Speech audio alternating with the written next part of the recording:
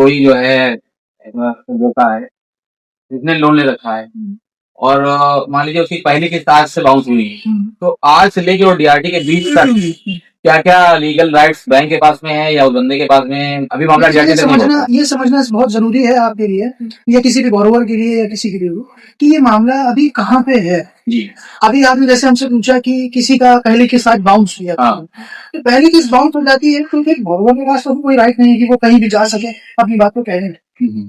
अब वो किस्त क्यों बाउंस हुई है ये भी देखना जरूरी है कि क्या भाई क्या ऐसी उसके साथ बीमारी आ गई, ऐसी कौन सी परेशानी आ गई जिसकी वजह से उसने बैंक का लोन नहीं अदा किया है। ठीक है। क्योंकि कोई ऐसा आदमी नहीं है कि जो बैंक का पैसा ले और नहीं देना चाहता, कुछ ना कुछ ऐसे किसी के साथ हादसे हो जाते हैं जिस वजह से लोग डिफॉल्टर हो जाते हैं।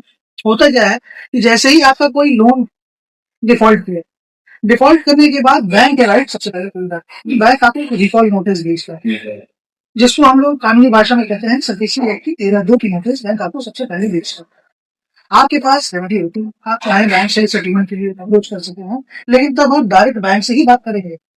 तो आप किसी कोर्ट में कहीं नहीं जाएंगे, आप डायरेक्ट बैंक से बात करेंगे कि साहब हमने आपसे 10 लाख रुपए का लोन लिया था, 50 लाख रुपए का लोन लिया था, हम आगे नहीं दे पाएंगे, मेरी ये हालत है, तो कुछ ये अमाउंट है, ये चीजें हैं, इस पे आप मेरा अकाउंट क्लोज कर दीजिए और आगे इस चीज को हम नहीं कंटिन्यू करना चाहते हैं। कितनी किस्त बाउंस होने के बाद में आपकी पहली किस्त आज बाउंस हुई, अच्छा, अब आप डिफॉल्टर नहीं कहलाएंगे ना। आज ही आपकी किस्त बाउंस हुई, आप डिफॉल्टर नहीं, लगातार आपने 3 महीने तक किस्तों को डिफॉल्ट किया और आपका खाता एनपीए हो गया, उसके बाद ये बैंक की तरफ से बोरोवर को। फिर उसके बाद क्या होता है, बैंक अपने लोन के लिए आपके ऊपर पोजीशन नोटिस देता है, फिर वो आगे और कार्रवाई करता है।